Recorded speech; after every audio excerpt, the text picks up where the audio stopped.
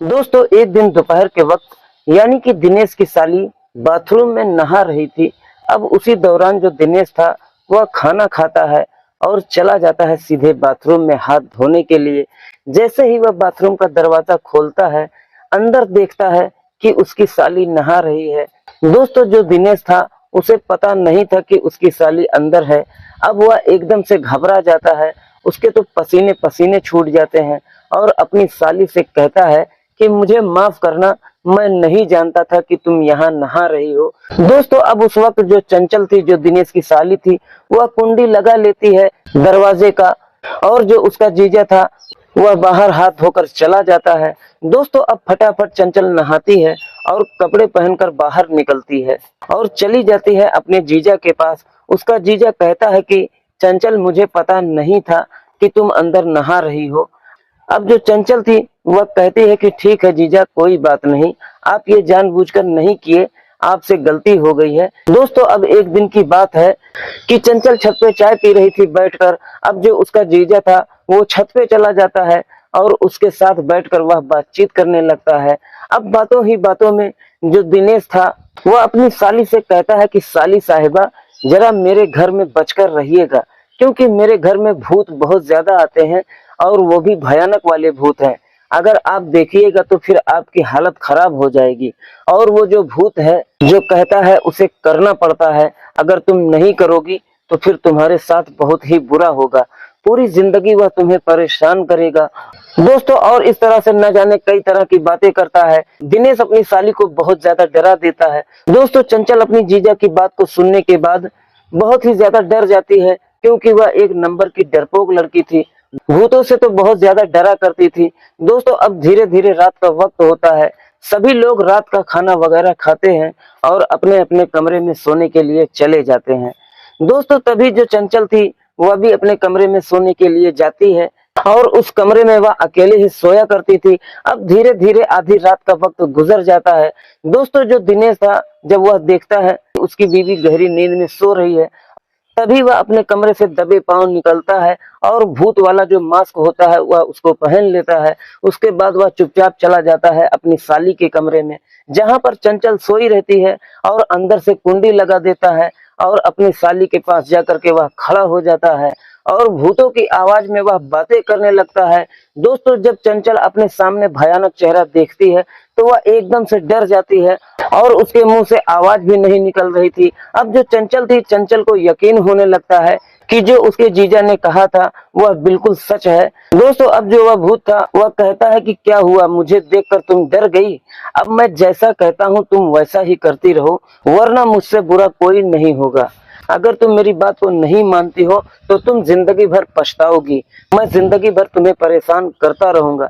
दोस्तों उसकी बातों को सुनकर चंचल एकदम से डर जाती है और वह जो भूत था वह कहता है कि अब तुम्हें 2 महीने तक इसी घर में रहना ही होगा। अगर तुम इससे पहले जाती हो तो मैं तुम्हारा पीछा करते करते तुम्हारे घर तक चला जाऊंगा। दोस्तों उसके बाद जो चंचल का जीजा था इसी चीज का फायदा उठाकर चंचल के साथ संबंध बना लेता है, और जो चंचल होती है, जो उसकी साली होती है, वह विरोध भी नहीं करती है, क्योंकि चंचल बहुत ही बुरी तरह से डर गई थी और उसको यह लगने लगा था कि अगर वह विरोध करेगी या फिर चिल्लाएगी तो उसके साथ कुछ गलत हो सकता है।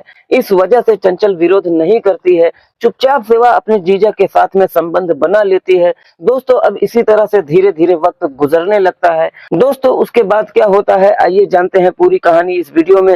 लेकिन वीडियो में आगे बढ़ने से पहले बस वही एक छोटी सी रिक्वेस्ट कि वीडियो को लाइक कर दीजिए और चैनल को भी सब्सक्राइब कर लीजिए, ताकि हमारा हौसला बढ़ता रहे। दोस्तों आज की जो कहानी है बहुत ही इंटरेस्टिंग और बहुत ही लाजवाब कहानी है। वीडियो में आखिर तक बने रहिएगा, जब भी आप लोगों को कहानी समझ में आएगी।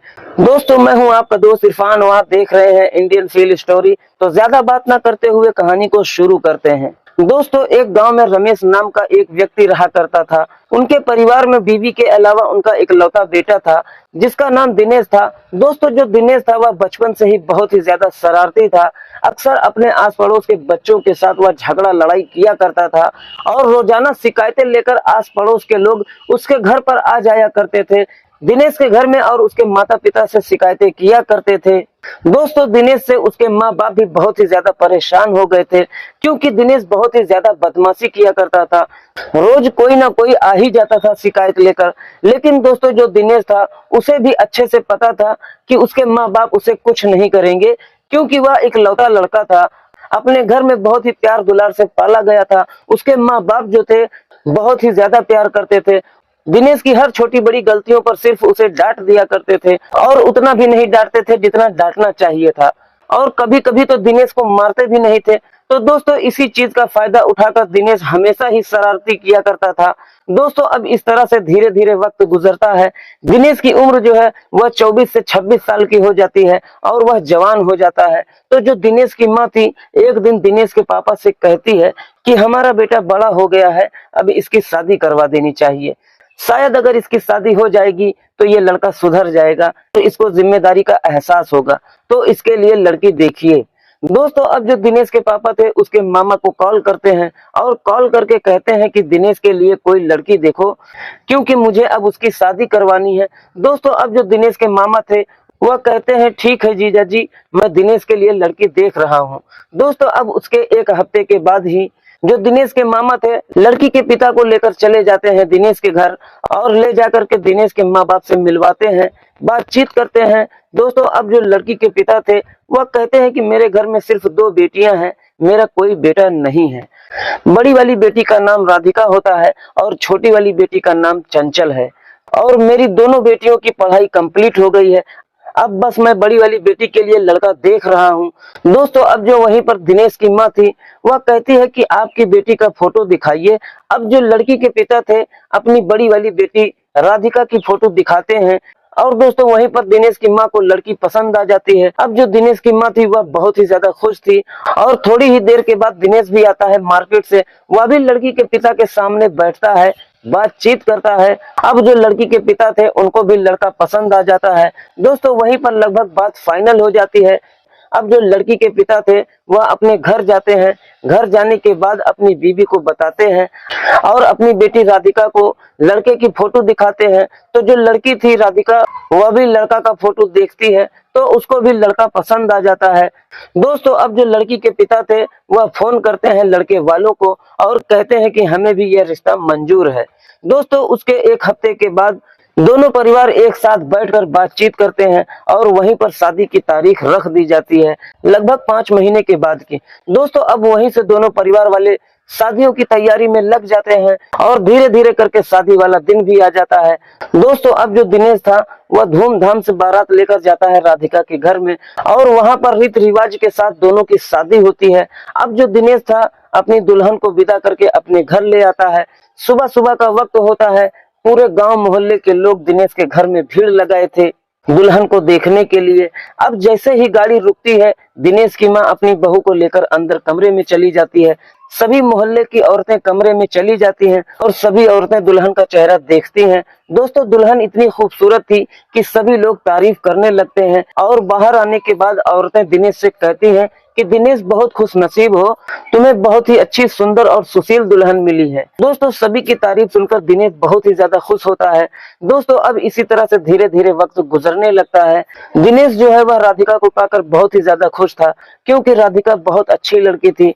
जितनी देखने में खूबसूरत थी वैसा ही उसका चाल और व्यवहार भी था।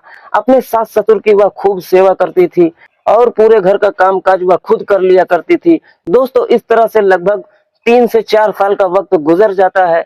3 से 4 साल के बाद अब जो राधिका थी एक बेटे को जन्म देती है। जब वह बेटे को जन्म देती है तो इस खबर से दोनों परिवार वाले बहुत ही ज्यादा खुश होते हैं। दोस्तों राधिका के सास और ससुर, राधिका के माता और पिता सभी लोग बहुत ही ज्यादा खुश होते हैं। दोस्तों अब सभी लोग अपनी जिंदगी में आगे की ओर बढ़ रहे थे। सभी लोग अपनी अपनी जिम्मेदारियों को अच्छे से निभा रहे थे। दोस्तों अब एक दिन की बात है कि जो राधिका की छोटी बहन थी, जो चंचल थी, वह अपनी बड़ी बहन राधिका को फोन करती है और फोन करके कहती है कि दीदी जब से आपको बाबू हुआ है मैं एक बार भी आपके घर नहीं आई हूँ और ना ही बाबू को देखी हूँ। आप हमारे जीजा से कहिए कि वो मुझे लेने के लिए आ जाए। मैं आपके घर आना चाहती हूँ, वहां पर कुछ दिन रहना चाहती हूँ, बाबू के साथ कुछ वक्त गुजारना चाहती हूँ। दोस्तों अब इस तरीके से जो राधिका थी, रात के वक्त जब उसका पति घर आता है तो वह सारी बातें बताती है अपने पति दिनेश को और कहती है कि कल ही जाकर आप चंचल को ले आइए, उसको आने का बड़ा ही मन कर रहा है यहाँ पर। दोस्तों अब अगले ही दिन जो दिनेश था चला जाता है अपने ससुराल और अपनी साली चंचल को लेकर आ जाता है। दोस्तों जब चंचल आती है अपनी दीदी के घर में, अपनी दीदी से मिलकर वह बहुत ही ज्यादा खुश होती है। चंचल अपने भांजे को गोद में ले लेती है और उसे खिलाने लगती है। दोस्तों अब इसी तरह से लगभग 2-3 दिन का वक्त गुजर जाता है। दोस्तों अब एक दिन दोपहर का वक्त था, जो चंचल थी यानी कि जो दिनेश की साली थी वह बाथरूम में नहा रही थी। अब उसी दौरान जो दिनेश था वह खाना खाता है और चला जाता है सीधे बाथरूम में हाथ धोने के लिए। जैसे ही वह बाथरूम का दरवाजा खोलता है, अंदर देखता है कि उसकी साली नहा रही है। दोस्तों जो दिनेश था उसे पता नहीं था कि उसकी साली अंदर वह नहा रही है। अब वो एकदम से घबरा जाता है और अपनी साली से कहता है कि मुझे माफ करना, मैं नहीं जानता था कि तुम यहाँ नहा रही हो। दोस्तों अब उसी वक्त चंचल कुंडी लगा लेती है दरवाजा का और जो उसका जीजा था बाहर हाथ धोकर चला जाता है। दोस्तों अब चंचल जल्दी जल्दी नहाती है और कपड़े पहनकर बाहर निकलती है और चली जाती है अपने जीजा के पास और उसका जीजा कहता है कि चंचल मुझे पता नहीं था कि तुम अंदर नहा रही हो। अब जो चंचल थी वह कहती है ठीक है जीजा, कोई बात नहीं, आप ये जानबूझकर नहीं किए हैं, आपसे गलती हो गई है। इतना कहकर चंचल अपने कमरे में चली जाती है। लेकिन दोस्तों जो चंचल का जीजा था, जो दिनेश था, उसी दिन से उसकी नीयत खराब हो जाती है साली के प्रति, क्योंकि जो दिनेश था अनजाने में ही अपनी साली को नहाते हुए देख लेता है और उसी दिन से अब उसकी नीयत खराब हो जाती है। दोस्तों अब इसी तरह से वक्त गुजरता है। अब उसके बाद से आए दिन दिनेश अपनी साली के साथ हंसी मजाक शुरू कर देता है और मजाक मजाक में दिनेश अपनी साली से कहता है कि क्या तुम मुझसे शादी करोगी? तुम्हारी दीदी तो मेरे पास है ही और तुम देख ही रही हो कि तुम्हारी दीदी मेरे पास कितना सुखी से है, तुम भी शादी कर लो, मैं भी तुम्हें उसी तरह से रखूंगा। दोस्तों इस बात को सुनकर चंचल हमेशा मजाक पर ही ले लेती है। उसको पता नहीं था कि उसके जीजा के मन में अब क्या चल रहा है। दोस्तों अब एक दिन की बात है, चंचल छत पर चाय पी रही थी बैठकर। अब जो उसका जीजा था, जो दिनेश था, वह चला जाता है छत पे और उसके साथ बैठकर वह भी बातचीत करने लगता है। अब बातों ही बातों में जो दिनेश था अपनी साली से कहता है कि साली साहिबा जरा मेरे घर में बचकर रहिएगा, क्योंकि मेरे घर में भूत बहुत ही ज्यादा आते हैं और वो भी भयानक भूत हैं। अगर आप देखिएगा तो फिर आपकी हालत खराब हो जाएगी और वो जो भूत है जो कहता है उसे करना पड़ता है। अगर तुम उसका कहा नहीं करोगी तो फिर तुम्हारे साथ बहुत ही बुरा होगा, पूरी जिंदगी वह तुम्हें परेशान करेगा। और इस तरह से न जाने कई तरह की बातें करता है दिनेश अपनी साली से, उसको बहुत ही ज्यादा डरा देता है।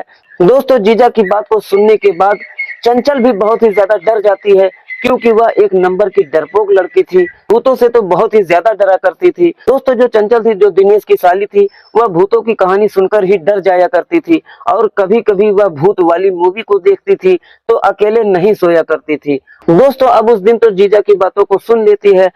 अब दोस्तों अब धीरे धीरे रात का वक्त होता है, सभी लोग रात का खाना वगैरह खाते हैं और अपने अपने कमरे में सोने के लिए चले जाते हैं। दोस्तों चंचल भी अपने कमरे में सोने के लिए चली जाती है। उस कमरे में वह अकेली ही सोया करती थी। अब धीरे धीरे आधी रात का वक्त गुजर जाता है।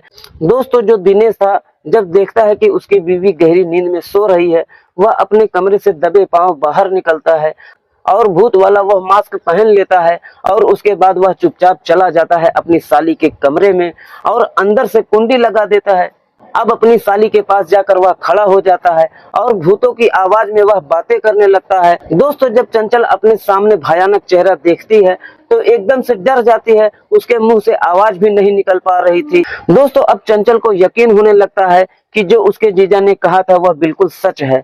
दोस्तों अब जो वह भूत था वह कहता है कि क्या हुआ, मुझे देखकर तुम डर गई? अब मैं जैसा तुमसे कहता हूँ तुम वैसा ही करती रहो, वरना मुझसे बुरा कोई नहीं होगा। अगर तुम मेरी बात को नहीं मानती हो तो तुम जिंदगी भर पछताओगी, मैं जिंदगी भर तुम्हें परेशान करता रहूंगा। दोस्तों उसकी बातों को सुनकर चंचल एकदम से डर जाती है और वह जो भूत था वह कहता है कि अब तुम्हें 2 महीने तक इसी घर में रहना होगा।